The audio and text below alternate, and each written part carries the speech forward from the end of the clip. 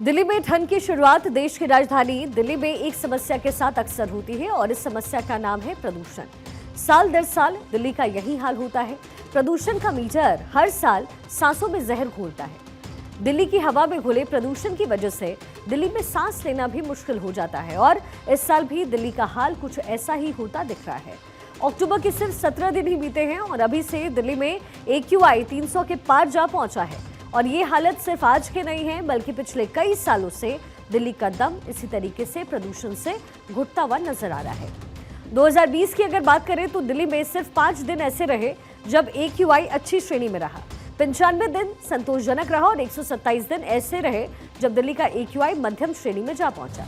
75 दिन ऐसे रहे जब AQI खराब श्रेणी में पहुंच गया। 49 बहुत ही खराब हवा रही और साल में कुल 15 दिन दिल्ली में प्रदूषण की स्थिति गंभीर बनी रही। 2021 की अगर बात करें तो पूरे साल में सिर्फ एक दिन AQI अच्छी श्रेणी में पाया गया। 72 दिन संतोषजनक रहा। 124 दिन ऐसे रहे जब दिल्ली का AQI मध्यम श्रेणी में दर्ज किया गया। 80 दिन ऐसे रहे जब AQI खराब श्रेणी में जा पहुंचा।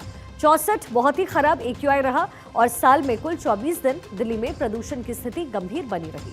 2022 का जिक्र करते हैं, ये लगातार टेबल्स में हम आपको दिखा रहे हैं। 2022 की बात अगर करें तो पूरे साल में सिर्फ 3 दिन AQI अच्छी श्रेणी में रहा।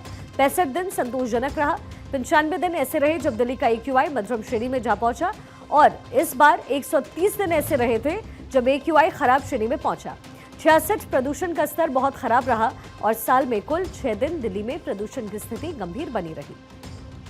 2023 की अगर बात करें तो पूरे साल में सिर्फ एक दिन AQI अच्छी श्रेणी में रहा। 62 दिन संतोषजनक। 144 दिन ऐसे रहे जब दिल्ली का AQI मध्यम श्रेणी में रहा, जबकि 76 दिन ऐसे रहे जब AQI खराब श्रेणी में जा पहुंचा। इसके साथ ही 67 दिन ऐसे रहे जब दिल्ली की हवा बहुत ही खराब रही और साल में कुल 15 दिन दिल्ली में प्रदूषण की स्थिति गंभीर बनी रही। अब इस साल की अगर बात कर ले तो एक भी दिन ऐसा नहीं रहा है जब दिल्ली की हवा अच्छी श्रेणी में रही हो। 62 दिन AQI संतोषजनक। 134 दिन ऐसे रहे जब दिल्ली का AQI मध्यम श्रेणी पर रहा, जबकि 54 दिन ऐसे रहे जब AQI खराब श्रेणी में पहुंचा।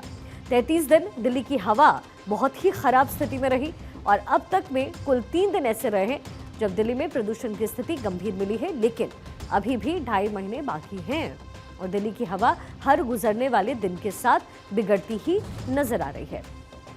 2020 से अब तक ये 4 साल के आंकड़े बताते हैं कि सर्दियों के साथ दिल्ली में प्रदूषण का आना कोई नई बात नहीं है। अक्टूबर से शुरू हुई प्रदूषण की समस्या फरवरी से मार्च तक रहती है और इसके पीछे वजह होती है पड़ोसी राज्य जैसे कि उत्तर प्रदेश, हरियाणा और पंजाब में जलती हुई पराली, जिसकी शुरुआत अब हो चुकी है। यमुनानगर में पराली जलाने के 21 मामले अब तक सामने आए हैं, जहां एक किसान पर केस दर्ज किया गया और 11 किसानों पर जुर्माना लगाया गया। इसी तरीके से हिसार में पराली जलाते पकड़े 11 किसानों को पकड़ा गया है, जिन पर 27,500 रुपए का जुर्माना है।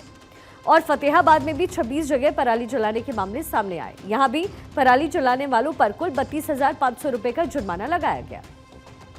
इसी बीच हरियाणा में अधिकारियों का कहना है कि पराली जलाने वालों से भारी जुर्माना वसूला जाएगा, लेकिन पराली ना जलाने के आदेशों का पालन किया तो लाखों रुपए का इनाम भी दिया जाएगा। इस सब के बावजूद आम आदमी पार्टी पंजाब को डिफेंड कर रही है, जबकि पराली और प्रदूषण के लिए हरियाणा और उत्तर प्रदेश को जिम्मेदार ठहरा रही है। इस सिलसिले में आम आदमी पार्टी की तरफ से कुछ आंकड़े भी पेश किए गए हैं। आंकड़े क्या कहते हैं, जरा ये भी जानिए। आम आदमी पार्टी का दावा है कि 2023 में पंजाब में पराली जलाने की 1105 घटनाएं हुई और इस साल अब तक सिर्फ 811 पराली जलाने के केसेस पंजाब में दर्ज हुए। साथ ही दावा यह भी किया गया है कि हरियाणा में पराली जलाने के 341 इंसिडेंट्स पाए गए हैं, जो कि इस साल अब तक 417 हो चुके हैं। वहीं दावा यह भी किया जा रहा है कि उत्तर प्रदेश में पराली में आग लगाने के 244 इंसिडेंट्स 2023 में हुए और इस साल 417 केसेस पाए गए। यानी आम आदमी पार्टी का दावा है कि पंजाब में पराली जलाने की घटना 27% घटी है, जबकि दूसरे पड़ोसी राज्यों में पराली जलाने की घटना तेजी से बढ़ रही है। जो डेटा है वो बताता है कि दिल्ली के अंदर जो प्रदूषण आप और मैं जिस हवा में सांस ले रहे हैं, उसमें से केवल 1/3 प्रदूषण दिल्ली के अंदर उत्पन्न होता है। कुल 2/3 प्रदूषण दिल्ली के बाहर से आता है, दिल्ली के बाहरी राज्यों से आता है। अब दिल्ली के बाहरी राज्य कौन है? सबसे ज्यादा तो हरियाणा है इस तरफ और दूसरी तरफ उत्तर प्रदेश है। पराली का मुद्दा, क्योंकि हवा का डायरेक्शन इस साइड हो जाता है तो पंजाब से भी पराली का धुआं यहां पे आता है। तो अगर दिल्ली में प्रदूषण कम करना है तो केवल दिल्ली के अंदर काम करने से ये काम नहीं हो जाएगा। केंद्र सरकार को लगना होगा, हरियाणा की सरकार को लगना होगा, उत्तर प्रदेश की सरकार को लगना होगा। देखिए, दिल्ली में आम आदमी पार्टी का कहना है कि प्रदूषण को कम करने के लिए सिर्फ दिल्ली को ही नहीं बल्कि उनके पड़ोसी राज्यों को कभी काम करना होगा। इसके पीछे वजह है दिल्ली में होने वाले प्रदूषण के पीछे दूसरे राज्यों से आता हुआ प्रदूषण। दिल्ली में आमतौर पर मौसम और हवा के रुख के हिसाब से बाहरी राज्यों से 60 से 70% तक प्रदूषण आता है और रही सही कसर दिल्ली के अंदर का प्रदूषण पूरा कर देता है। दिल्ली के अंदर की बात करें तो दिल्ली में सबसे ज्यादा ट्रांसपोर्ट से प्रदूषण होता है। इसके साथ ही उद्योगों का भी प्रदूषण बढ़ाने में बड़ा रोल है। घरों से भी दिल्ली में प्रदूषण बढ़ता है। साथ ही रास्ते की धूल, कूड़े का जलना और ये जो तमाम चीज़ें हैं उससे भी दिल्ली में प्रदूषण की वजह से ये जो है लगातार वजह बनता है। इसी बीच दिल्ली में एयर क्वालिटी इंडेक्स 200 के ऊपर पहुंचते ही ग्रेडेड रिस्पांस एक्शन प्लान यानी कि ग्रैप का पहला चरण भी दिल्ली में लागू हो चुका है, जिसके तहत राजधानी दिल्ली में कई तरीके की पाबंदियां लागू कर दी गई। ग्रैप का पहला चरण लागू होने के बाद अब दिल्ली में किन किन चीजों पर पाबंदी लागू की जा चुकी है, इस बारे में कुछ इन्फॉर्मेशन आपको देते हैं।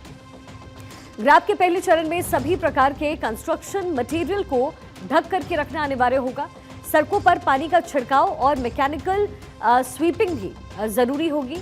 शहर के प्रमुख चौराहों पर एंटी स्मोक गन का इस्तेमाल किया जाएगा। खुली जगह पर किसी भी तरीके का, किसी भी प्रकार का कूड़ा वगैरह नहीं जलाया जाएगा। सड़कों पर लगने वाले जाम को भी ग्रैप के पहले चरण में काबू में किया जाएगा। प्रदूषण फैलाने वाली गाड़ियों पर ज्यादा से ज्यादा जुर्माना लगाया जाएगा। शहर में अवैध रूप से स्टोन क्रशर और दूसरे कंस्ट्रक्शन पर रोक लगाई जाएगी। साथ ही हॉट मिक्स प्लांट को बंद और जेनसेट पर पाबंदी लगाई जाएगी। होटल और रेस्टोरेंट में तंदूर और कोयला जलाने पर भी प्रतिबंध रहेगा और सड़कों पर 10 साल से ज्यादा पुराने डीजल और 15 साल से पुराने पेट्रोल वाहनों पर रोक रहेगी।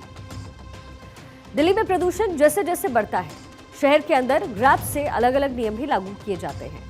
शहर में प्रदूषण बढ़ने के साथ साथ ग्रैप के कई चरण लागू होते हैं। आमतौर पर ग्रैप को 4 अलग अलग चरणों में बांटा गया है। ग्रैप का पहला चरण तब लागू होता है जब AQI 201 से 300 तक पहुंचे। वहीं AQI 301 से 400 के बीच रहने पर दूसरा चरण लागू कर दिया जाता है। इसी तरीके से तीसरा चरण AQI 401 से 450 के बीच लागू किया जाता है और अगर AQI 450 से ज्यादा हो गया तो ग्रैप का चौथा चरण लागू हो जाता है। ग्रैप के जरिए प्रदूषण पर काबू पाने की कोशिश की जाती है क्योंकि दिल्ली की जहरीली हवा हर साल सर्दियों के साथ लोगों के लिए मुसीबत का सबब बन जाती है। AQI जब 300 से 400 के बीच पहुंचने लगता है तो उसका नतीजा ये होता है कि दिल्ली की हवा में सांस लेना एक साथ कई सिगरेट फूंकने के बराबर माना जाता है। ऐसे में दिल्ली की यह हवा आपको बीमार भी बना सकती है। वैसे तो वायु प्रदूषण की वजह से कई बीमारियां हो सकती है, लेकिन कुछ प्रमुख रोगों का जिक्र अगर करें तो एस्मा हवा के प्रदूषण की वजह से होने वाली सबसे आम बीमारी है। इसके साथ ही वायु प्रदूषण की वजह से लंग कैंसर के मामले भी सामने आए हैं। विशेषज्ञ का ये भी कहना है कि वायु प्रदूषण से दिल का दौरा पड़ने का खतरा बढ़ता है। इसके साथ ही सांस लेने में कठिनाई की समस्या भी हवा के प्रदूषण की वजह से होना आम बात है। इसके अलावा वायु प्रदूषण की वजह से सबसे ज्यादा लोगों को आंखों में जलन की समस्या भी होती है। तो कुल मिलाकर के देखा जाए तो वायु प्रदूषण दिल्ली के लिए एक अभिशाप से कम नहीं है। साल दर साल दिल्ली में प्रदूषण की वजह से लोग बेहाल रहते हैं। ऑड इवन फॉर्मूला, तमाम तरह की पाबंदियां, कृत्रिम बारिश जैसी कई कोशिशें की गई, लेकिन हर साल कोशिश नाकाम होती नजर आती है और दिल्ली का दम हर साल घुटता है। इस साल भी राज्य सरकार कह तो रही है कि कोशिश की जा रही है, लेकिन वक्त से पहले ही दिल्ली का जो हाल है वो दिखाता है कि प्रदूषण का फिलहाल कोई इलाज नहीं हो सकता है और कोई इलाज हुआ नहीं है। यही वजह है कि बीजेपी लगातार इस प्रदूषण की समस्या पर दिल्ली सरकार को सवालों में घेरती नजर आ रही है। माननीय मुख्यमंत्री आतिशी जी के पास जवाब है ही नहीं प्रदूषण पर। 1 दशक से आम आदमी पार्टी की सरकार दिल्ली में शासन कर रही है, लेकिन दिल्ली की समस्याओं के निवारण या निदान के लिए कुछ कर नहीं रही।